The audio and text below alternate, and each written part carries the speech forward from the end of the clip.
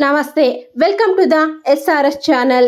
ಇಲ್ಲಿ ಪ್ರಜ್ವಲ್ ರೇವಣ್ಣ ಅವರು ಬಂದಿದ್ರ, ಕೊನೆಯ ತಮ್ಮ ಅಜ್ಜಿ ಮಕ್ಕನ ನೋಡಿದ್ರ, ಇಲ್ಲ ಕೋರ್ಟ್ ಆದೇಶನ ಕೊಡ್ಲಿಲ್ವಾ, ಇಲ್ಲ ಯಾವುದೇ ರೀತಿ ಕೋರ್ಟ್ ಆದೇಶದಲ್ಲಿ ಇದೆ ಅಂತ ನೋಡ್ಕೊಂಬಂದ್ಮಣ ಬನ್ನಿ. ಇಲ್ಲಿ ಚೆನ್ನಮ್ಮ ದೇವೇಗೌಡ ಅವರು ಇಲ್ಲಿ 2026 ಜುಲೈ 18ರಂದು ಬೆಂಗಳೂರಿನಲ್ಲಿ ನಿಧನರಾದರು. ಅವರ ಪೂರ್ತಿ ಹೆಸರು ಚೆನ್ನಮ್ಮ ದೇವೇಗೌಡ. ಅವರಿಗೆ ವಯಸ್ಸು ಸುಮಾರು 88 ವಯಸ್ಸು. ಅವರು ನಿಧನರಾಗಕ್ಕೆ ಕಾರಣ ಬಂದ್ಬಿಟ್ಟು ಉಸಿರಾಟದ ಸಮಸ್ಯೆ. ಚಿಕಿತ್ಸೆ ಪಡೆಯುತ್ತಿರುವ ವೇಳೆಯೇ ಹೃದಯಾಘಾತ ಉಂಟಾಗಿ ಅವರು ಮೃತಪಟ್ಟರು. ಹಾಗೇನೆ ಅವರು ಬೆಂಗಳೂರಲ್ಲಿನೇ ಸತ್ತು ಹೋದರು. ಅವರ ಅಂತಿಮ ಕ್ರಿಯೆ ಹಾಸನದಲ್ಲಿ ಅವರ ಸ್ವಂತ ಊರಿನಲ್ಲಿ ನಡೆಯುತ್ತಿದೆ. ಇದು ಎಲ್ಲವೂ ಕೂಡ ಸಾರ್ವಜನಿಕರ ಸಮ್ಮುಖದಲ್ಲಿ ಸರ್ಕಾರದ ಮೇರೆಗೆ ಈ ಕಾರ್ಯಕ್ರಮವನ್ನು ನೆರವೇರಿಸುತ್ತಿದ್ದಾರೆ. ಹಾಗೇನೆ ಇಲ್ಲಿ ಚೆನ್ನಮ್ಮ ದೇವೇಗೌಡ ಅವರ ಬಗ್ಗೆ ಹೇಳುವುದಾದರೆ, ಅವರು ಸ್ವಲ್ಪವೂ ಕೂಡ ಇಲ್ಲಿ ಅಹಂಕಾರವಿಲ್ಲದ, ಇಲ್ಲಿ ಸರ್ವರಿಗೂ ಎಲ್ಲರಿಗೂ ಕೂಡ ಒಪ್ಪುವಂತಹ ಸರಳ ಜೀವನ ಅವರದಾಗಿತ್ತು. ಅವರು ಜೀವನದಲ್ಲಿ ಯಾವುದೇ ಕಾರಣಕ್ಕೂ ಇಲ್ಲಿ ಜಾಸ್ತಿ ಕೂಡ ಆಡಂಬರ ಇಲ್ಲದಂತಹ ಜೀವನವಾಗಿತ್ತು. ಅವರಿಗೆ ಮೊಮ್ಮಗ ಇದ್ದ ಪ್ರಜ್ವಲ್ ರೇವಣ್ಣ ಅವರಿಗೆ ಇಲ್ಲಿ ಕೋರ್ಟ್ಗೆ ಆದೇಶದ ಮೇಲೆ ಅವರು ಇಲ್ಲಿ ಒಂದೇ ಅವಕಾಶ ಇತ್ತು, ತಮ್ಮ ಅಜ್ಜಿನ ನೋಡ್ಬಿಟ್ಟು ಹೋಗ್ಬೋದಿತ್ತು. ಆದರೆ ಇಲ್ಲಿ ಅವರು ಜೈಲಲ್ಲಿ ಇರೋ ಕಾರಣಕ್ಕೋಸ್ಕರ ಅವರು ತಮ್ಮ ಅಜ್ಜಿನ ನೋಡ್ಬೋದೋ ಇಲ್ವಾ ಅಂತ ಅವ್ರಿಗೂ ಕೂಡ ತುಂಬಾನೇ ಟೆನ್ಷನ್ ಆಗಿತ್ತು.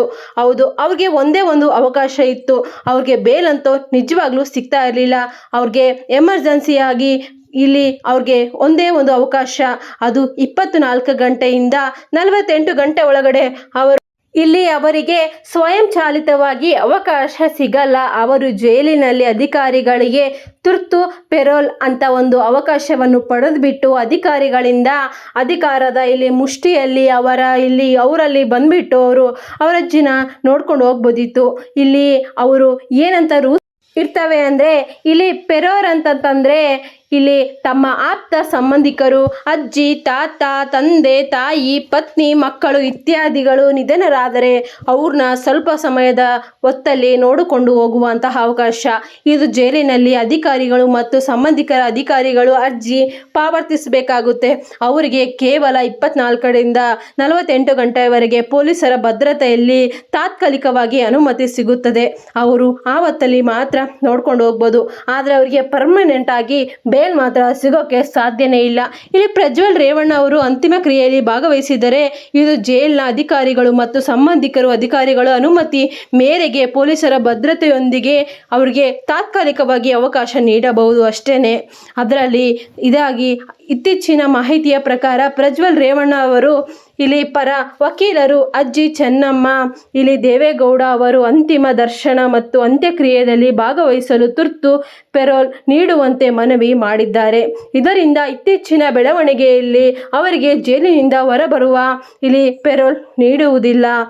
ಅವರು ಅದರ ಬದಲಾಗಿ ಪರಸ್ಪರ ಕೇಂದ್ರೀಯ ಕಾರಾಗೃಹದಲ್ಲಿಯೇ ವಿಡಿಯೋ ಮೂಲಕ ಅಂತ್ಯಕ್ರಿಯೆಯನ್ನು ವೀಕ್ಷಿಸಲು ಇಲ್ಲಿ ಜೈಲಿನ ಅಧಿಕಾರಿಗಳು ಅನುಮತಿ ನೀಡಿದ್ದಾರೆ. ಅವರನ್ನು ತನ್ನ ಅಜ್ಜಿಯನ್ನು ನೋಡಲು ಅನುಮತಿ ಕೊಡದೆ ಕೇವಲ ಒಂದು ವಿಡಿಯೋ ಕ್ಯಾಸೆಟ್ನಲ್ಲಿ ಅವರಿಗೆ ಅಂತ್ಯಕ್ರಿಯೆಯನ್ನು ನೋಡುವ ಅವಕಾಶವನ್ನು ಪ್ರಜ್ವಲ್ ರೇವಣ್ಣ ಅವರಿಗೆ ನೀಡಿದ್ದಾರೆ. ಪೆರೋಲ್ ಯಾಕೆ ಸಿಗಲಿಲ್ಲ ಅವರಿಗೆ ಅಂತಂದರೆ, ಅಧಿಕೃತವಾಗಿ ವಿವರವಾಗಿ ಕಾರಣಗಳನ್ನು ಅಧಿಕಾರಿಗಳು ಪ್ರಕಟಿಸಿಲ್ಲ. ಆದರೆ ಸಾಮಾನ್ಯವಾಗಿ ಕಾದಿ ಶಿಕ್ಷೆಗಳು ಪರಸ್ಪರ ಅವರಿಗೆ ಜೈಲುವಾದಿ ಶಿಕ್ಷೆ ಆಗಿದೆ. ಮಾಮೂಲಾಗಿ ಅವ್ರಿಗೆ ಪೊಲೀಸ್ ಸ್ಟೇಷನಲ್ಲಿ ಅಥವಾ ಅವರು ಜೈಲಲ್ಲಿದ್ದರೆ ಅವ್ರಿಗೆ ಸಿಗ್ತಾ ಇತ್ತು. ಹಾಗೆಯೇ ಭದ್ರತೆ ಅವ್ರನ್ನ ಮಾಡೋದು ತುಂಬನೇ ಕಷ್ಟ ಆಗ್ತಾ ಇತ್ತು. ಜೈಲು ನಿಯಮಗಳನ್ನು ಅನುಸರಿಸಬೇಕಲ್ವಾ. ಸಂಬಂಧಿಕರು ಅಧಿಕಾರಿಗಳ ವಿಚ್ಛೇದನ ಅಂದರೆ ಅವರು ಬಂದ ಮೇಲೆ ಫೋರ್ಸ್ ಮಾಡ್ಬೋದು, ಇಲ್ಲೇ ಇಟ್ಕೊಬಿಡ್ತೀವಿ ನಾವು ಅಂತ ಹೇಳ್ಬಿಟ್ಟು, ಆಮೇಲೆ ಅದೆಲ್ಲ ರಿಸ್ಕ್ ಯಾಕೆ ನಾವು ತಗೊಳ್ಳೋದು ಅಂತ ಹೇಳ್ಬಿಟ್ಟು ಪೊಲೀಸರು ಇದ್ಯಾವುದು ಕೂಡ ಬೇಡ, ನೀವು ಇಲ್ಲಿಂದನೇ ವಿಡಿಯೋ ಕ್ಯಾಸೆಟಲ್ಲಿ ನೋಡಿ ಅಂತ ಹೇಳ್ಬಿಟ್ಟು ಹೇಳಿದ್ದಾರೆ. ಹಾಗೆಯೇ ಅವರು ಅರ್ಜಿ ಸಲ್ಲಿಸಿದ್ರೆ ಕೂಡ ಅರ್ಜಿನ ನಿರಾಕರಿಸಿದ್ದಾರೆ ಪೊಲೀಸರು ಅಂತಲೇ ಹೇಳ್ಬೋದು. ಅವ್ರಿಗೆ ಕೆಲವು ಗಂಟೆಗಳು, ಒಂದು ದಿನ ಅನುಮತಿ ಕೂಡ ಅವರು ಪೊಲೀಸರು ಕೊಡಲೇ ಇಲ್ಲ. ಕೊನೆಗೆ ನಮಗೆ ಭದ್ರತೆ ಕಷ್ಟ ಆಗುತ್ತೆ ಆ ಜನದಲ್ಲಿ ಬರೋಕೆ ಅಂತ ಹೇಳ್ಬಿಟ್ಟು ಪೊಲೀಸರು ಆ ಪೆರೋಲ್ ಒಂದು ಅಧಿಕಾರವನ್ನು ಪ್ರಜ್ವಲ್ ದೇವರಾಜ್ ಅವರಿಂದ ಕಸ್ಕೊಂಡಿದ್ದಾರೆ ಅಂತಲೇ ಹೇಳ್ಬೋದು. ಇದಾಯಿತು ಇವತ್ತಿನ ಬಿಸಿ ಬಿಸಿ ಸುದ್ದಿ. ನಾಳೆಗೆ ಸುದ್ದಿವಾಗಿ ಕಾಯ್ತಾ ಇರಿ. ಪ್ಲೀಸ್ ಚಾನಲ್ನ ಸಬ್ಸ್ಕ್ರೈಬ್ ಮಾಡಿ, ಹಾಗೆಯೇ ಸಪೋರ್ಟ್ ಮಾಡಿ. Thank you for watching.